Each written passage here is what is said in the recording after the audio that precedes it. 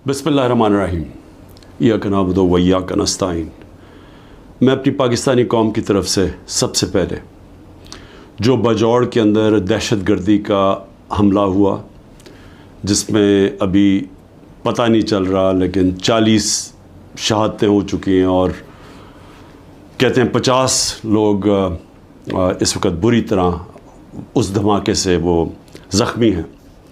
तो मैं सारी कौम की तरफ से इनके घर वालों के लिए, इनकी फैमिलीज़ के लिए, बच्चों के लिए, इनके बड़ों के लिए, माँ बाप के लिए जो शहीद हुए हैं, हम सब आपके लिए दुआ करते हैं कि अल्लाह आपको हिम्मत दे, ताकत दे, सब्र दे इस मुश्किल वक्त से गुज़रने का, और सारी कौम आपके साथ है।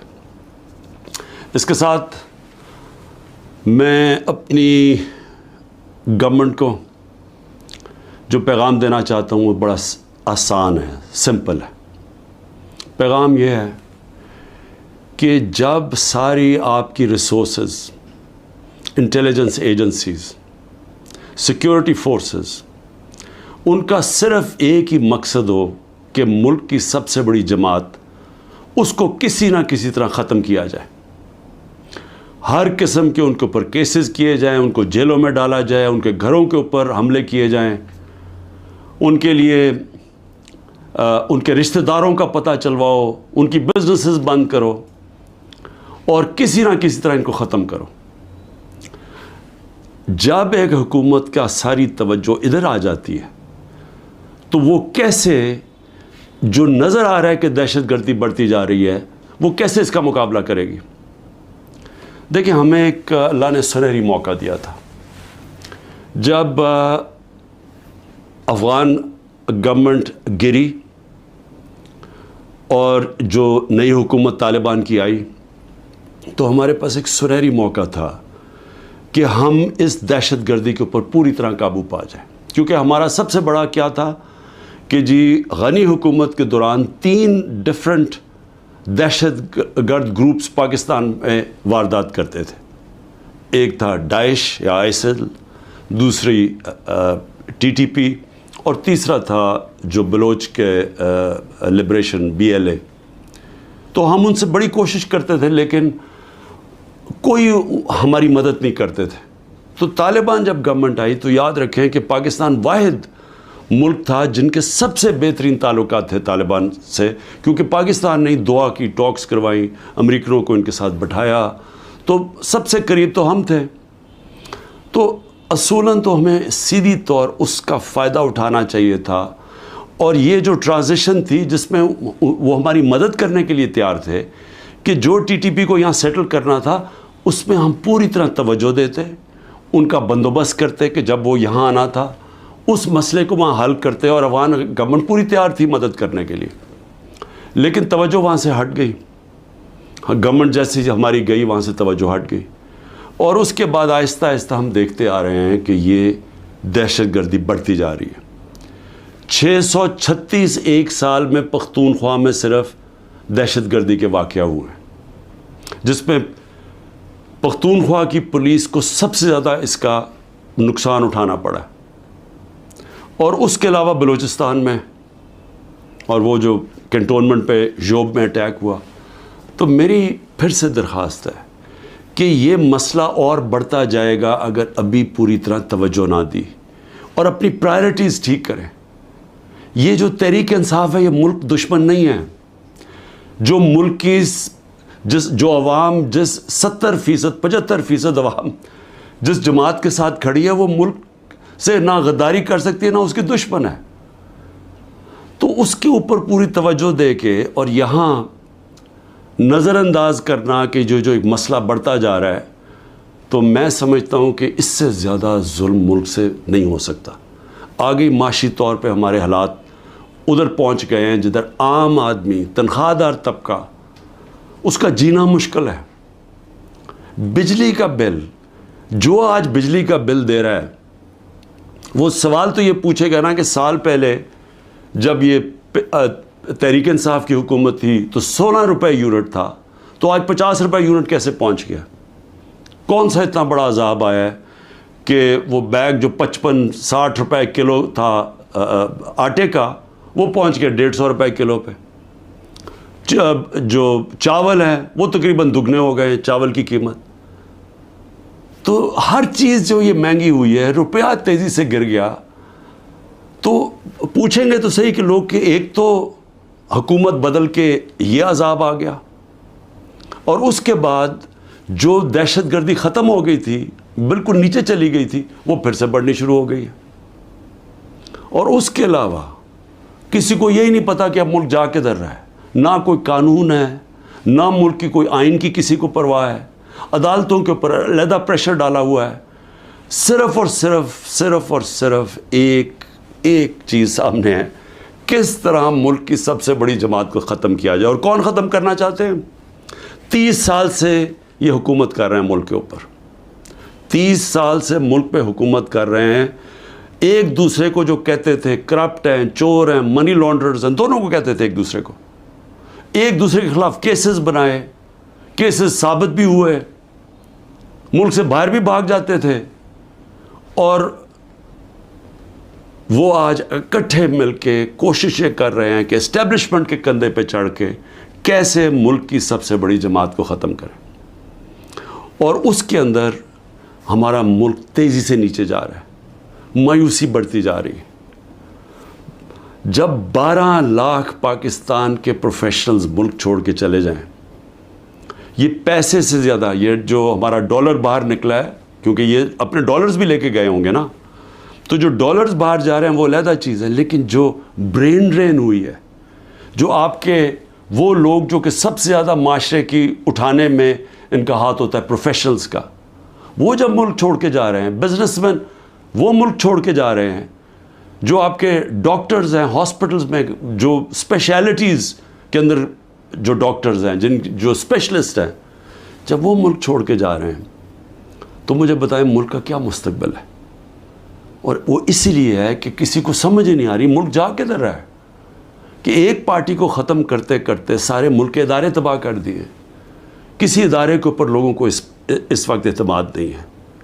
ایف آئی اے کو تو لگایا ہوا ہے کہ جی کسی نہ کسی طرح پکڑو عمران خان کو اور یہ پی ٹی آئی کی لیڈرشپ کو, کسی طرح سائفر پہ پکڑ لو. یہ نہیں پتا کہ سائفر جتنی سائفر پہ بات ہوتی ہے تو ساری انگلیاں ان کے اوپر آتی ہیں.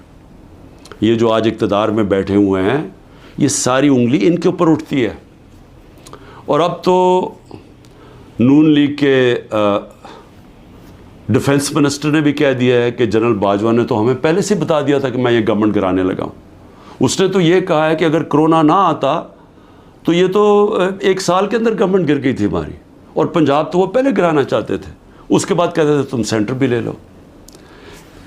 یہ نہیں کہ اس نے ڈیفنس منسٹر نے یہ جو بات کی ہے, ہمیں تو یہ پتہ ہی تھا کہ یہ ہو کیا رہا ہے, سازش ہوئی ہے. میں تو کہتا جا رہا تھا, اور سازش ڈیلے ہو گئی. 2 سال اگر کرونا کے نہ آتے تو اس کے وہ بھی کہتا ہے کہ گورنمنٹ پہلے چلی جانی تھی.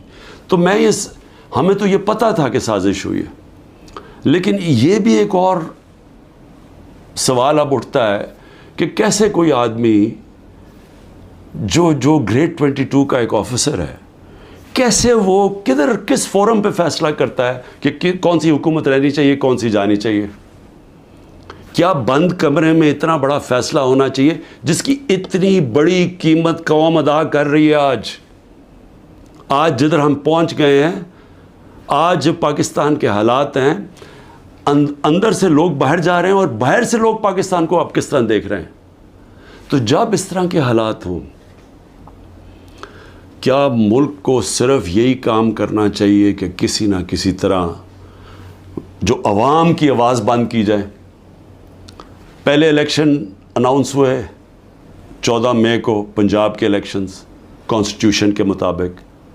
سپریم کورٹ آرڈر کرتا ہے, گورنمنٹ مانتی نہیں ہے.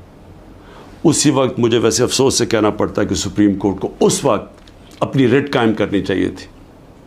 ہمیں افسوس ہے کہ انہوں نے اس حکومت کو آئین کو توڑنے کی اجازت دے دی. جب آپ نے ان کو کوئی ایکشن ہی نہیں لیا تو اس کا مطلب گورنمنٹ اور تو چوڑی ہو گئی. اب تو کھل کے کہہ رہی ہے کہ اگر سپریم کورٹ فیصلہ بھی کرتا ہے ملٹری کورٹس پہ ہم مانیں گے نہیں, کیونکہ اب تو ان کے لیے تو پاکستان اب جو طاقتور بیٹھا ہوا ہے وہ فیصلہ کرے گا آئین کا کون سی شق ماننی ہے کون سی نہیں ماننی. تو میں صرف اس کا یہ آگے بڑھنے سے پہلے یہ جو جنرل باجوہ کی باتیں اب سامنے آ رہی ہیں، کئی ایسی باتیں ہیں جو میں اس لیے نہیں کرتا، میں اپنے اداروں کو نقصان نہیں پہنچانا چاہتا، لیکن جو یہ جس طرح انہوں نے ایک سازش کر کے گورنمنٹ گرائی اور کیسے وہ ملے ہوئے تھے دوسروں کے ساتھ، یہ جو پی ڈی ایم کے لوگوں کے ساتھ کیسے ان کے رابطے تھے، اور کیسے انہوں نے جو سب سے بڑا ظلم کیا کہ احتساب کا عمل ختم کیا. احتساب یاد رکھیں کہ جو کرپشن کیسز تھے، میں بار بار کہتا ہوں 95% ہمارے پہلے کے کرپشن کیسز آ رہے تھے، ہمیں وراثت میں ملے تھے، ہم نے نہیں بنائے تھے. میرے اوپر تو آج 200 کیسز تقریباً ہو چکے ہیں چند مہینے کے اندر. ان کے اوپر 2 3 کیسز تھے اور وہ سارے پرانے بنے ہوئے تھے، 95% پرانے کیسز تھے. ہمیں تو وہ جو احتساب کا عمل تھا وہ بھی جنرل باجوہ نے اس لیے نہیں چلنے دیا کیونکہ ان کی پہلے سے ان سے ڈیل چل رہی تھی، بات چیت چل رہی تھی. لیکن ملک کو آج کتنا نقصان ہوا، وہ کون سا فورم ہے جس کے اندر یہ جائزہ لیا جائے گا کہ ایک کس طرح کے فیصلے نے اس عوام کو کتنا نقصان پہنچایا. میں دوسری بات جو کرنا چاہتا ہوں وہ یہ کہ دیکھیں، مجھے جو سب سے بڑا مجھے خوشی تھی وہ یہ کہ تحریک انصاف پہلی جماعت تھی جس نے خواتین کو پالیٹکس میں لے کے آئے، یعنی انہوں نے شرکت کی پاکستان کی سیاست کے اندر. مجھے فخر اس لیے ہے کہ یہ جو پاکستان موومنٹ تھی اس میں میری والدہ بتاتی ہیں کہ عورتیں کتنی شرکت کرتی تھیں اس پاکستان موومنٹ کے اندر. تو یہ پہلی دفعہ اس طرح عورتوں نے اتنی تعداد میں شرکت کی. ہم جو بائی الیکشنز جیتے، یاد رکھیں کہ جو ہم بائی الیکشنز جیتے ہیں 37 میں سے 30 بائی الیکشن ہم جیتے ہیں، اس میں عورتوں کا بہت بڑا ٹرن آؤٹ تھا. یہاں الیکشن کمیشن کو مصیبت پڑی ہوتی ہے کہ اگر اتنی عورتیں نہ پولنگ اسٹیشن پر نکلی تو ہم الیکشن کینسل کر دیں گے. یہاں ریکارڈ ٹرن آؤٹ ہوا عورتوں کا جس سے ہم نے بائی الیکشنز جیتے. لیکن جو اس حکومت نے کیا ہے عورتوں کے ساتھ جو کیا ہے، پہلے تو یہ چھوڑے نا کہ ہمارا دین کیا کہتا ہے کہ کیسے کیا رویہ ہمارا ہونا چاہیے اسلام میں عورتوں کے ساتھ.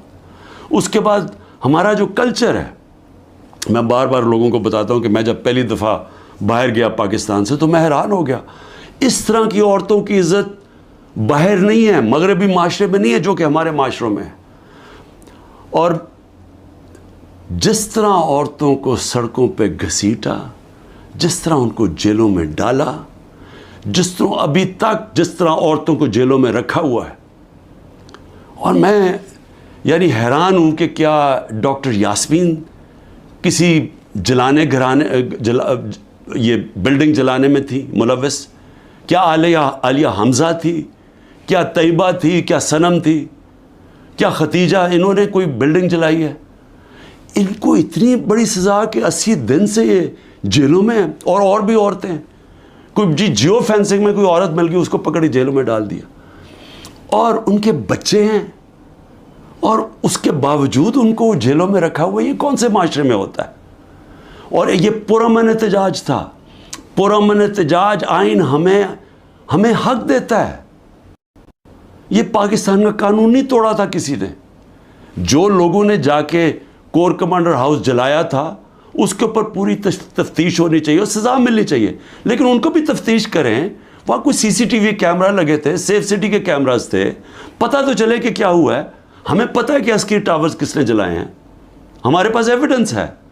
ریڈیو پاکستان کی ایویڈنس مل رہی ہے کہ پشاور کس نے جلایا ہے. تو ایک ون سائیڈڈ ویو دے کے تو ساروں کو ہی اوپر ایکشن لے لیا جس میں عورتیں جیلوں میں ڈال دی.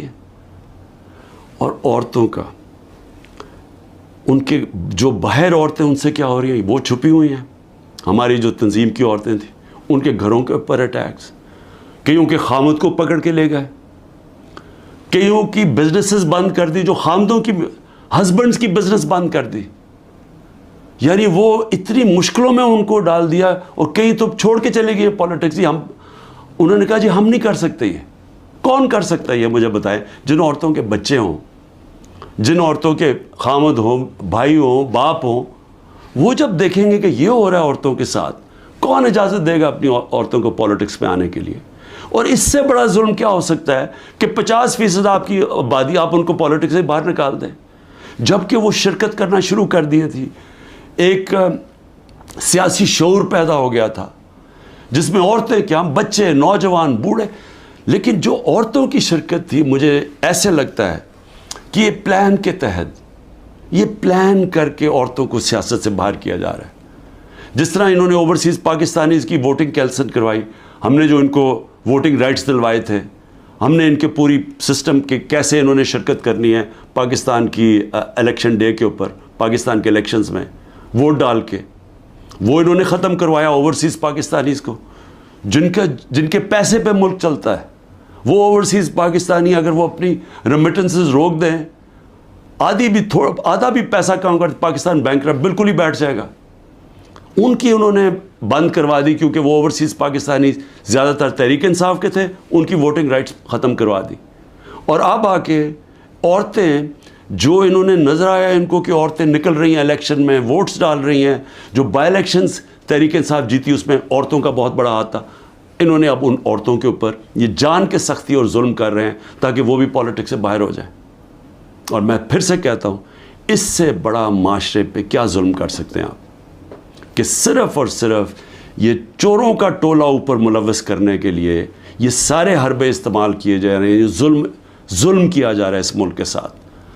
اور میں، کیونکہ عاشورہ بھی ختم ہوا ہے، میں صرف اپنی قوم سے ایک بات کہنا چاہتا ہوں. دیکھیں، ہم نے حضرت امام حسین کی شہادت سے کیا سیکھا؟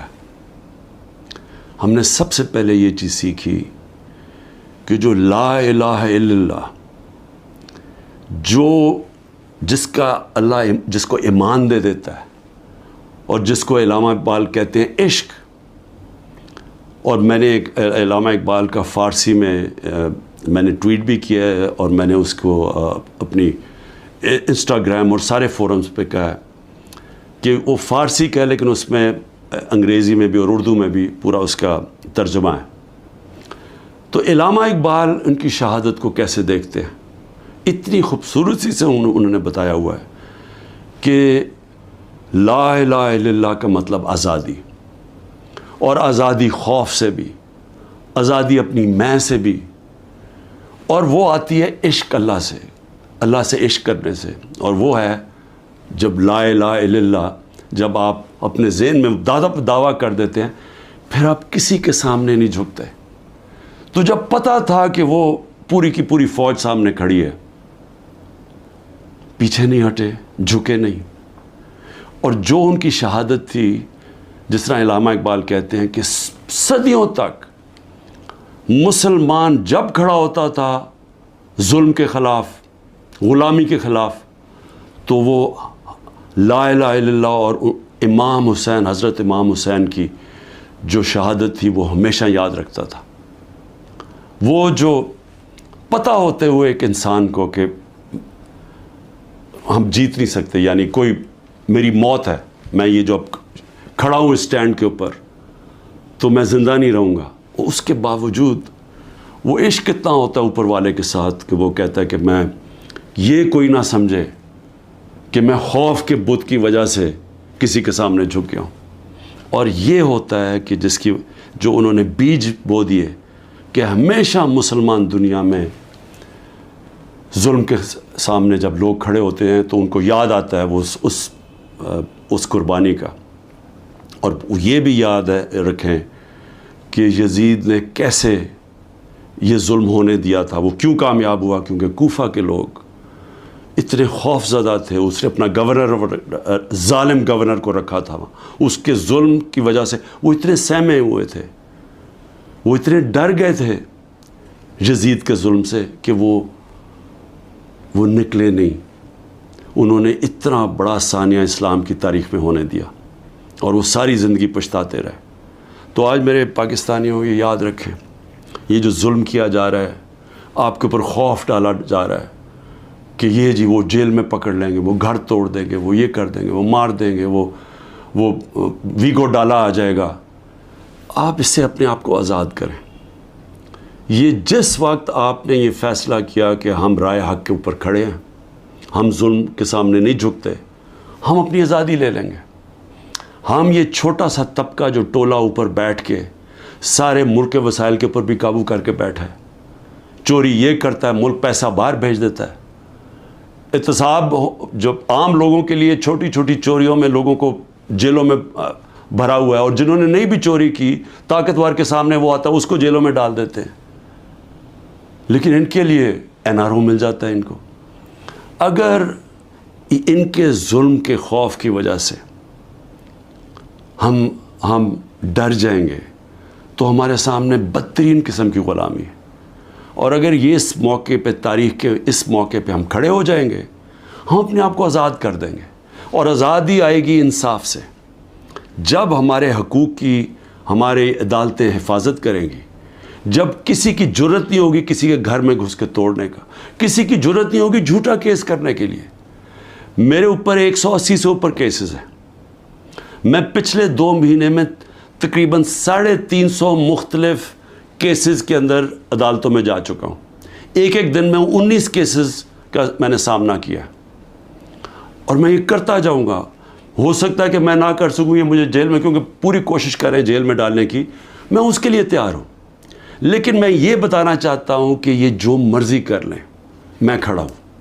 میں کسی صورت یہ ان کے حربوں کی وجہ سے, ان کے ظلم کی وجہ سے میں کسی صورت ان کے سامنے جھکوں گا نہیں. اور میں یہ چاہتا ہوں آپ بھی, ساری قوم فیصلہ کر لے کہ ہم یہ ظالم کے سامنے نہیں جھکیں گے, اور انشاءاللہ ہم آزاد ہو جائیں گے. پاکستان زندہ باد.